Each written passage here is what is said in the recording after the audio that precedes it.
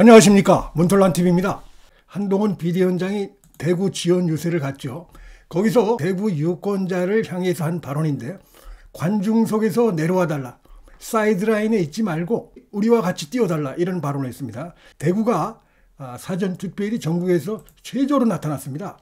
25%로 이렇게 나타났는데, 대구 유권자들은 이렇게 생각할 수가 있습니다. 어차피 대구에서는 국민의힘 후보들이 당선이 된다, 걱정할 필요 없다 라고 하면서 내가 안 나가도, 내가 투표장에 안 나가도 국민의힘이 대구에서 압승을 하는데 큰 지장이 없다. 자, 이렇게 생각하시는 분들이 있을 수가 있는데, 그게 반은 맞고 반은 틀리다는 것입니다. 자, 이번 선거는 지역구 254석, 그다음에 플러스해서 비례 의석으로 이렇게 구성되어 있습니다. 그래서 지역에서 유권자들 표심이 지역구 국회의원을 결정하지만, 비례대표를 결정하는 것은 전국에서 각 당의 지지자들이 한 표 한 표 행사한 것이 모여서 각 당의 비례 의석수를 결정하는 것인데, 대구가 가장 낮게 이렇게 나타났는데요. 자, 이런 것들은 아무래도 지금 비례 의석도 한 석 한 석이 굉장히 중요합니다. 이번 선거는 지금 초박빙 양상으로 자, 이렇게 가고 있기 때문에 한 석에 의해서 자, 국회의장, 즉 제1당의 향배가 결정될 수도 있습니다. 일당이 되는 것이 매우 중요한데, 그러기 위해서는 지역구에서도 잘 싸우는 게 중요하지만, 자, 비례 의석도 조금 더 확보하는 것이 중요한데, 그런 점에서 사전투표율에서 대구가 이렇게 낮은 것은 대구가 다른 것도 아니고 국민의힘의 아주 중요한 지지 기반인데, 그런 점에서 조금 아마 이제 한동훈 비대위원장이 안타까워서 한 발언으로 생각이 됩니다. 그러나 너무 걱정할 필요는 없습니다. 이번에 사전투표에 참여하지 않으신 분들이 본투표에 다 나오시면 됩니다. 그래서 쳐져 있는 요 수치를 본투표에서 만회하면 그 문제는 바로 해결이 되는데, 지금 사전투표율이 31.3%로 나왔습니다. 역대 총선에서 가장 높은 이런 투표율을 기록을 했고, 지난 총선과 비교했을 때도 4.5%포인트가 높은 걸로, 물론 지난 대선과 비교하면 한 5.7%가량은 이제 낮지만, 어쨌든 역대 총선 가운데 최초로 30%를 돌파했고 가장 높은 이런 수치를 기록했는데, 자, 이것이 과연 이번 선거에서 어떤 영향을 미칠 것인가. 자, 일부에서 사전 투표율이 높으면 전체 투표율도 높아질 것이다. 그건 뭐 어느 정도 합리적인 추론이라고 할 수가 있는데, 자, 투표율이 높으면, 사전 투표율이 높으면 민주당이 유리하다, 이런 주장을 하는 사람들이 있는데, 꼭 그렇게 볼 수 없다는 것입니다. 중요한 것은 세대별 투표율, 이것이고, 또 하나는 각 당이 자신의 지지층들을 얼마나 투표장으로 이렇게 동원하느냐, 이제 그것이 중요합니다. 전체적인 어떤 투표율이 높다고 해서 과거와 같은 일부 한두 번의 경우를 갖다가 예를 들어서 민주당이 유리하다, 이거는 착각일 가능성이 대단히 높아졌습니다. 20, 30대가 과거에는 이 좌파 이쪽에 좀 경도적인 경향이 있었는데, 그것이 최근에 많이 바뀌었죠. 지난 대선과 지방선거, 또 서울 부산시장 보궐선거 등을 거치면서 많이 바뀌었습니다. 그래서 그렇게 단정적으로 얘기하기 어렵다는 것입니다.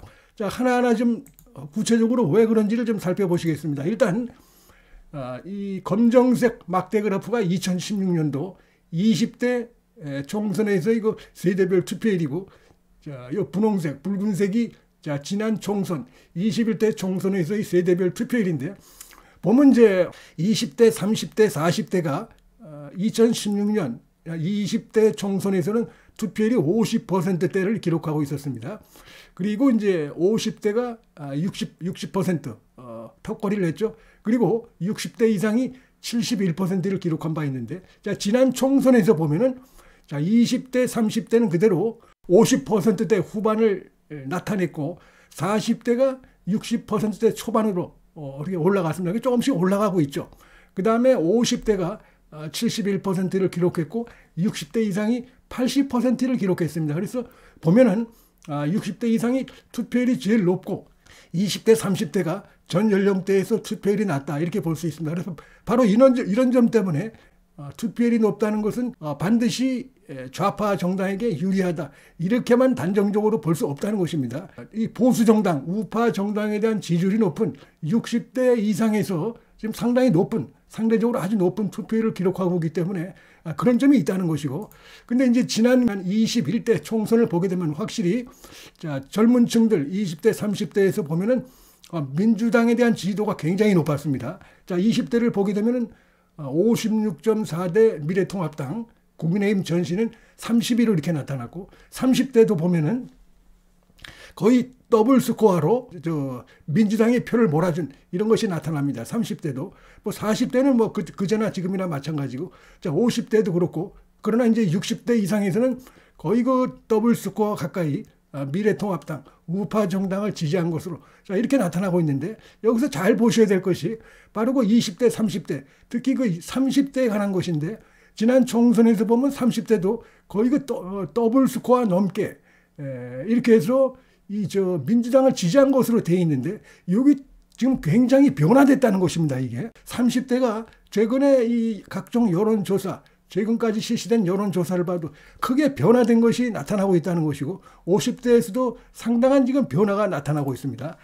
가장 최근에 조사에서 발표된 NBS 여론조사 지역구 투표 의향을 물은 이 결과를 보시면 그렇게 나타납니다. 여기는 이제 조국 혁신당 그 지지자들의 투표 의향까지 다 들어가 있는 겁니다. 여기는 지금 여기 조국 혁신당은 빠져 있죠. 왜냐하면 지역구 후보를 내지 않기 때문에. 그래서 여기에 보면 그들이 더불어민주당을 어느 정도 지지하는가 이런 거 다 들어가 있는 상태입니다. 자, 그래 이걸 보시면 이 NBS 조사에 하면은 물론 뭐 20대의 경우는 더불어민주당이 여전히 높게 나타나고 있습니다.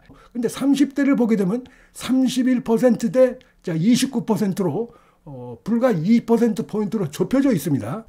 그러니까 지금 아까 여기서 보셨듯이 지금 지난 21대 총선 보면 더블 스코어를 보이고 있었습니다. 30대에서 더불어민주당 지지 이 강도가 미래통합당 지지의 2배를 기록하고 있는데, 지금 보게 되면 어떻습니까? 거의 차이가 나지 않고 있습니다. 중요한 것은 또 하나, 무당층, 부동층이 20대, 30대에서 굉장히 높다는 것입니다. 거의 뭐 20대는 40%, 10명 중에 4명이 거의 뭐 아직 결정도 못했고 무당층이고 부동층인 걸로 돼 있고, 그 다음에 30대도 10명 중에 3명 이상이 이런 식으로 없음 모름 무응답에 다고를 하고 있다는 것입니다. 그래서 이 20, 30대가 어디로 갈지 지금 알 수 없는 상황이라는 것입니다. 그런데 최근에 민주당, 그 다음에 이 조국혁신당의 여러 가지 그 내로남불 이런 것들이 지금 상당히 심각한 양상으로 계속해서 이번 총선 전국을 지금 휩쓸고 있습니다. 뭐 양문서, 부동산 투기, 그다음에 불법, 그다음에 김준영의 막말, 여성 비하, 정말 입에 담을 수 없는 이런 그 각종 그 자질 이하의 그 발언들이 계속해서 지금 이제 이 소개가 되고 있고, 여성뿐만 아니고 중도층, 아마 젊은 층들도 굉장히 부정적으로 이렇게 볼 수밖에 없는 이런 것들이 민주당 후보들 가운데서 계속해서 이제 이어지고 있고 이슈가 되고 있다는 것입니다. 그다음에 공영훈도 두 아들에게 20억, 30억대의 그런 부의 대물림, 아빠 찬스, 부모 찬스가 드러나서 이건 역시도 특히 20, 30대가 굉장히 부정적으로 지금 판단할 가능성이 높은 이런 이슈들이 민주당 후보들 가운데서 계속 나타나고 있고, 이걸 민주당이, 이재명이 이들을 문제를 해결하지 않고 오만방자하게 계속 끌고 가고 있다는 것입니다. 여기서 이제 이들을 해결하면 후폭풍이 더 클 것이라는 생각이 아마 그렇게 오만한 행태를 취하고 있고, 그 다음에 이 조국 혁신당도 마찬가지예요. 지금 박은정이도 뭐 하려면 1년 9개월을 사무실에 한 번도 안 나오고 1억을 받아갔다는 게 아닙니까? 근데 이제 박은정의 남편을 보면 자신이 그 검사 시절에 맡았던 사건을 변호사가 돼가지고 나와가지고 변호사를 수임하면서, 그것도 다단계 사건이라든지 이 피해자들이 많은 그런 그 사건에서 변호사를 맡아가지고 그 가해자를, 피해자가 아니라 가해자를 맡아서 수십억을 받은 이런 사실들이 지금 여러 건이 드러나고 있고, 이 김준영이라는 자도 지금 조국혁신당의 비례 6번인데 평소에 말로는 뭐 한미동맹을 비난하고 우리가 미국에 너무 이용당하고 있다 막 이런 식으로 주장하면서 자기 가족이 전부 그 미국 국적인 사실이 드러났어요. 이런 것도 역시 누가 봐도 완전히 이중적이고 내로남불이고 가증스럽다. 자, 이런 좀 비판을 할 수밖에 없고, 뭐 조국은 더하죠. 조국은 1심, 2심에서 징역형이 나왔습니다. 이 구속이 안 된 게 이상한데, 자, 대법원에 가면 여기 구속될 수밖에 없고, 조국 스스로도 얘기하고 있습니다. 감옥에 들어가면은 열심히 푸시업을 하고 무슨 뭐 책을 읽겠다. 그다음에 또 감옥에서 무슨 또 책 같은 걸 써가지고 또 팔아먹을 가능성이 높아 보이는데 어쨌든 이런 모습들은 특히 말이죠.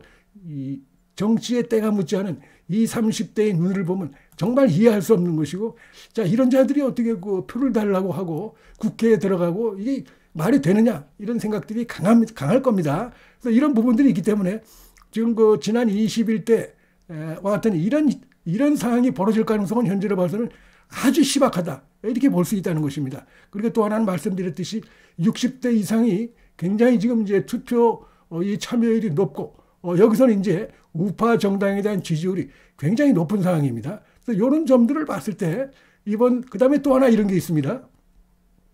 지금 그 60대 이상이 전체 유권자의 31.9%를 차지하는 것으로 최근에 중앙선관위가 발표를 했죠. 50대 유권자는 19.7, 40대 유권자는 17.8, 그다음에 20, 30대가 28.6이고 10대가 2인데, 그래서 그 10대 후반부 유권자들부터 39세까지 해서 20, 30대를 다 합한 인구 비율이 30.6%입니다. 유권자 비율이. 60대 이상 유권자 비율 31.9보다 적은 첫 선거입니다. 지금까지는 20, 30대가 60대보다도 많았는데 이번에는 60대 이상이 10대 후반부터 30대까지를 다 합한 그 유권자 비율보다도 높은 첫 선거예요. 전반적인 이런 걸 볼 때 역시 중요한 거는 세대별 투표율이다. 따라서 사전 투표율이 이번에 지금 사상 최초로 30%를 넘었다 이래서 그냥 단순하게 이것이 좌파 정당에게 일부 과거에 나타났던 몇 가지 사례 때문에 그렇게 그냥 똑같이 적용될 것이라고 보는 것은 대단히 착각이다. 자, 이렇게 볼 수밖에 없다고 생각이 되고요. 야당에서 그런 식으로 얘기하던데 이게 지금 사전 투표율이 높은 것이 분노의 표심이 지금 여기 반영된 것이다. 분노하는 것이다. 정권에 분노하는 것이다. 자, 이렇게 얘기하고. 근데 지금 과연 이 분노의 대상이 뭐냐? 이걸 잘 따져보면은 민주당과 이 조국혁신당에서 나타나고 있는 여기 이재명 조국부터 해서 이 후보들, 비례 후보들, 그 다음에 지역구 후보들에 나타나는 이런 그 행태들, 이것도 중요한 분노의 대상이 될 수가 있다고 보는 것입니다. 그리고 지금 정권 심판하는데 이제는 쉰소리가 됐다고 봅니다. 아주 극렬 좌파 지지층이 아닌 다음에는 도대체 무슨 이유로 정권을 심판하겠다는 거냐. 애매모호하고 흐릿해진 상황이지만 오히려 이 유권자들의 분노의 대상이 되는 인물들, 그 다음에 그 이슈들은 야당에서, 이 좌파에서 지금 지속적으로 나타나고 있기 때문에 이런 높은 사전 투표율은 분노의 표심일 수도 있는데 그것이 반드시 무슨 정권 심판하고만 연결되는 게 아니라 이 좌파들의 기만적인 행태, 국민을 무시하는 행태, 그다음에 불법을 저지르고도 파렴치하게 국민을 속이고 표를 얻으려고 하는 이런 행태들, 여기에 대한 분노의 표심일 가능성도 대단히 크기 때문에 일방적으로 이걸 과거의 기준을 들어서 판단하는 건 대단한 착각일 수가 있다. 중요한 거는 세대별 투표율, 연령대별 투표율인데, 자, 그런 점에서 각 당이 하여튼 최대한 자신의 지지층을 투표장으로 안내하는, 동원하는, 이것이 가장 중요한 남은 과제다. 자, 이렇게 말씀을 드릴 수 있겠습니다. 문틀란 TV 여기서 마치겠습니다. 시청해 주셔서 감사합니다.